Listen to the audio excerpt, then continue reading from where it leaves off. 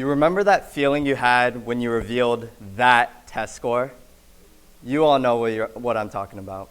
When you flipped it over and then your jaw dropped, then everyone's conversations blur into background noise and you can't speak, you can't think. You're just staring at the score, unable to process how you could have bombed that test. Well, when this happens for me, because this happens a little more often than I'd like to admit, my mind starts to make excuses. I start thinking, well, if I'd used a mechanical pencil instead of the wooden ones, I would have been able to write faster. Or if I had taken the test after lunch, I would have been more awake to score a couple more extra points. Now, whatever the real causes were, it's always the same fact that hits me, that, oh, I really need a miracle on my next test to say my grade.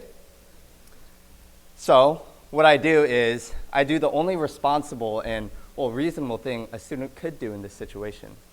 I buckle down, make a study schedule, eliminate all distractions, and I earn myself a well-deserved A on the next exam. Except that's not what I actually do. Because what I really do is I dig through my closet, I find my Harvard t-shirt, and I wear it to the next exam day. Because I gotta say, something about that shirt just makes me feel like I'm absorbing Ivy League intelligence through the fabric. I become the quote-unquote Harvard version of myself, just smarter, sharper, and too confident to panic over some high school test. Okay, but then how did I get that A? Because that part was true. I do typically perform better when I wear my Harvard t-shirt. Well, this was my mind channeling one of the human brain's most powerful abilities, superstitions. A superstition is an irrational belief in the supernatural forces, magical qualities, or just ominous significance of particular events or objects, which is not based on any reason or scientific knowledge. And this instinct comes back from our hunter-gatherer age, as thinking superstitiously was an evolutionary advantage. Imagine, say, you were a caveman exploring through the jungle until you heard like a rustling bush. Now, if you were one to think that was like a tiger or something was hiding behind it, you probably had a better chance of surviving than if you just dismissed it as a coincidence. And now we've inherited this imaginative and pattern-seeking brain and subconsciously apply it everywhere in our modern daily lives.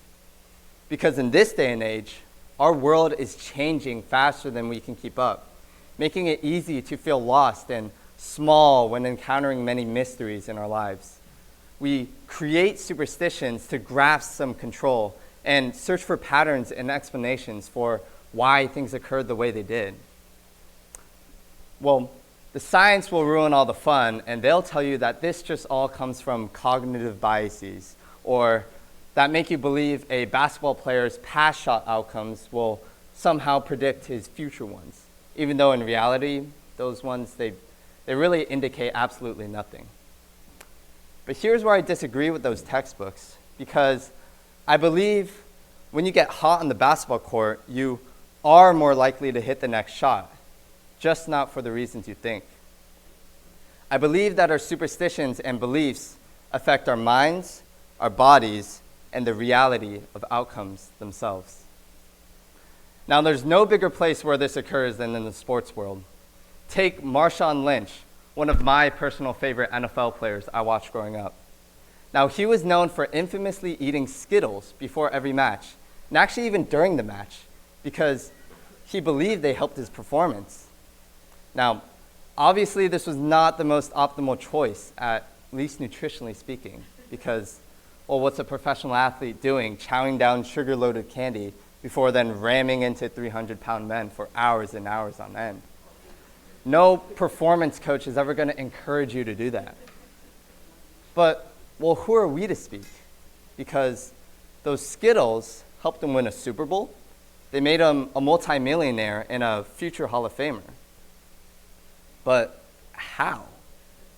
Well, His ritual brought psychological ease that kept his mind and body in perfect sync during these intense games when a lot of different things are happening at once. And this happens everywhere in sports. Some soccer players like to cut holes in their socks for better airflow. Others swear by ice baths and cryotherapy machines, despite controversy surrounding their extent of effectiveness. But the truth, whether or not these so-called performance hacks work, that doesn't matter. Because if you believe they work, they often do. Because sports are as mental as they are physical. On my soccer team, everybody's got their own pregame routine. We've got a guy who likes to down straight honey jars before every game, and another who doesn't really like to eat anything at all at least 2 hours before kickoff. Some, and actually a lot of us, like to listen to a certain music playlist each time, while others would rather spend that time fixing their hair for 30 minutes, even though it's guaranteed to get ruined within the first 5 minutes. All of these rituals that we've built over the years have become our neurological triggers that help put us, quote unquote, in the zone. But let me take it one step further, because right now I'm saying that our superstitions and beliefs can support our mind, which then can do things like enhance our physical performance. But sometimes our superstitions and beliefs can directly affect our body chemistry. There was once a Yale psychologist by the name of Aaliyah Crum who wanted to test this theory. She created what is known to be called the mind over milkshake experiment, where participants were handed 2 differently labeled milkshakes. On one hand, a 140-calorie health shake, and on the other, a 620-calorie dessert shake.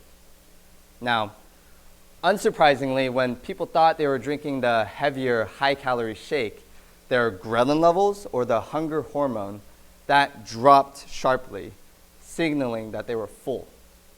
And on the flip side, when they believed it was the low-calorie, lighter shake, their ghrelin levels barely budged. Okay, but here's the catch, because they were actually all the exact same shake. The same ingredients, same calories, same everything.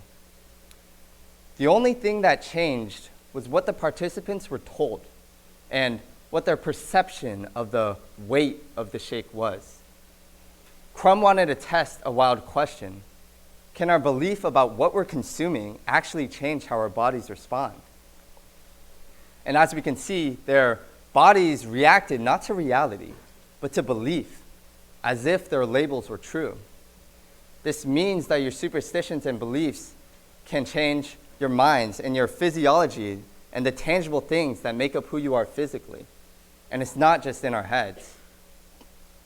Now, imagine this instinct empowering an entire community, a collective society, pushing them forward and keeping them unified. This is where the real magic happens. Whether or not you believe in religion, you can't deny how powerfully it shapes the lives of those who do. One's faith becomes a lifeline in a time of crisis, a support system people can cling to when life gets hard and the world feels uncertain. And it's not just religion as a community. Nations are also molded by the superstitions carried by their citizens. The Chinese lucky number 8 influences architecture, business decisions, and even Olympic timing. The idea and belief behind the American dream has shaped immigration patterns, global economies, and generations of human ambition. But whether through religion, national values, or cultural traditions, overall, when societies ground themselves in these shared beliefs, communities become more interconnected, legislatures pass more efficiently, and unprecedented benchmarks are achieved that couldn't have been done alone. In a universe that often seems random and meaningless, this power to write your own story, to create your own luck, to literally change your own biology through belief, now that might be the most magical thing of all, even if the magical forces behind superstitions don't actually exist. So don't just believe in the statistics and science. Embrace the mystery and magic. And I mean, if you got one, well, wear a Harvard t-shirt. Because whatever it is, if you believe it's going to work, you might just be absolutely right. Thank you.